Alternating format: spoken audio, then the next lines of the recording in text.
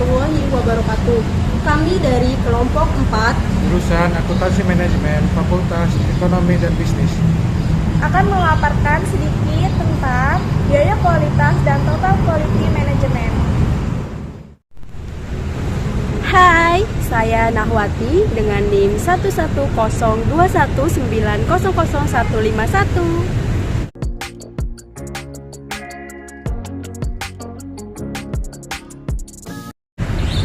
Hai teman-teman, perkenalkan nama saya Ati Purnama dengan NIM 11021900103.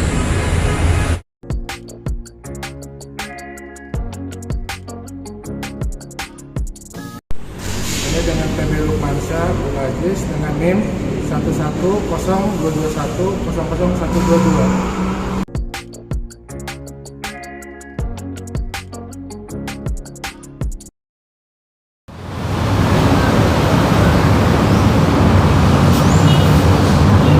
Pelanggan menuntut perusahaan untuk memberikan produk sesuai dengan ekspektasi mereka atau biasa disebut dengan kualitas.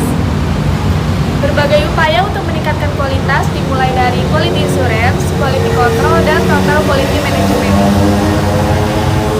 Konsep dari kualitas produk atau jasa dapat dikatakan berkualitas jika memenuhi atau melebihi ekspektasi konsumen. Kualitas atau cost of quality adalah total biaya untuk mempertahankan kualitas yang baik atau memperbaiki yang buruk. Peningkatan kualitas pada akhirnya memungkinkan perusahaan untuk mengurangi biaya dan meningkatkan laba. Di sini terdapat ada 4 kategori biaya kualitas, dan yang pertama ada pencegahan, yang kedua biaya penilaian, yang ketiga biaya kegagalan eksternal, dan keempat biaya kegagalan internal. Berikut penjelasan dari 4 kategori ini akan dijelaskan oleh Ati Purnama. Nah, kali ini saya akan menjelaskan tentang biaya pencegahan. Biaya ini dikeluarkan untuk mencegah kesalahan. Contohnya, meliputi pelatihan, perencanaan kualitas, kontrol proses, dan riset pasar. Perusahaan seharusnya melihat pengeluaran di bidang ini sebagai investasi.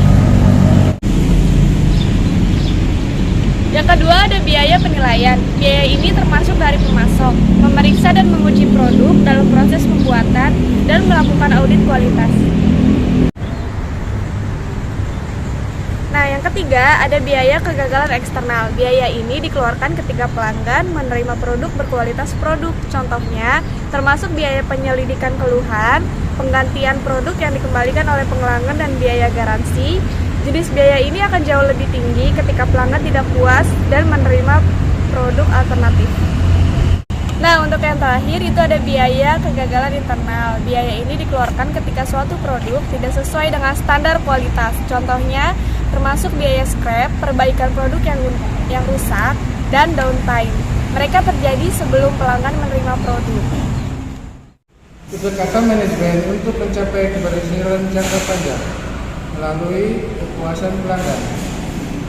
Tujuannya agar bisa menciptakan kualitas terbaik melalui total quality control terhadap layanan atau produk agar kepuasan pelanggan bisa tercapai. Sebagai contoh, total quality management tersebut adalah pembinaan sumber daya manusia yang menyeluruh untuk menghasilkan layanan terbaik kepada pelanggan. Pelaksanaan total quality management yang baik akan diperoleh jika seluruh karyawan perusahaan turut serta aktif dalam melakukan peningkatan proses, produk, layanan, serta budaya pada perusahaan tersebut. Tujuannya agar bisa menciptakan kualitas terbaik melalui total quality control terhadap layanan atau produk agar kepuasan pelanggan bisa tercapai. Contoh total quality management yang bisa dicapai yaitu penerapan manajemen operasi yang komprehensif untuk meningkatkan mutu produk. Contoh total quality management lainnya adalah pembinaan sumber daya manusia yang menyeluruh untuk menghasilkan layanan terbaik kepada pelanggan. Nah, di sini ada manfaat total quality management. Manfaat total quality management bagi pelanggan sedikit atau bahkan tidak memiliki masalah dengan produk atau pelayanan, kepedulian terhadap pelanggan lebih baik atau pelanggan lebih diperhatikan.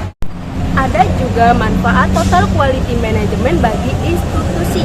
Yang pertama itu terdapat perubahan kualitas produk dan pelayanan, dan yang kedua ada staf lebih termotivasi, yang ketiga ada produktivitas meningkat, dan yang keempat ada biaya turun, yang kelima produk cacat berkurang, dan yang terakhir ada permasalahan dapat diselesaikan dengan cepat. Selanjutnya ada keuntungan total quality management, meningkatkan kepuasan pelanggan, penghematan biaya, mengurangi cacat pada produk, menciptakan daya saing yang kuat, meningkatkan sistem komunikasi yang efektif, moral karyawan menjadi meningkat. Nah, di sini saya akan menjelaskan tentang prinsip total quality management. Yang pertama itu ada program total quality management harus didasarkan pada kesadaran akan kualitas dan berorientasi pada kualitas dalam semua kegiatannya. Yang kedua, program total quality management harus mempunyai sifat kemanusiaan yang kuat dalam memperlakukan karyawan, mengikutsertakannya dan memberinya inspirasi.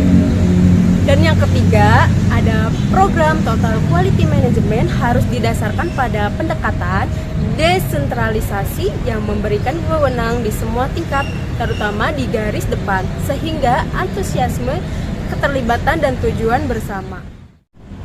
Nah, kali ini kita akan membahas tentang Kaizen. Kaizen dalam bahasa Jepang berarti perbaikan, perubahan menjadi lebih baik, atau perbaikan yang berkelanjutan. Kaizen lebih terkenal menjadi filosofi strategi bisnis untuk membuat perubahan kecil, tetapi terus-menerus dan menjadi lebih baik dalam operasi perusahaan. Selanjutnya, kita akan membahas tentang cara menerapkan Kaizen. Yang pertama, analisis performa saat ini.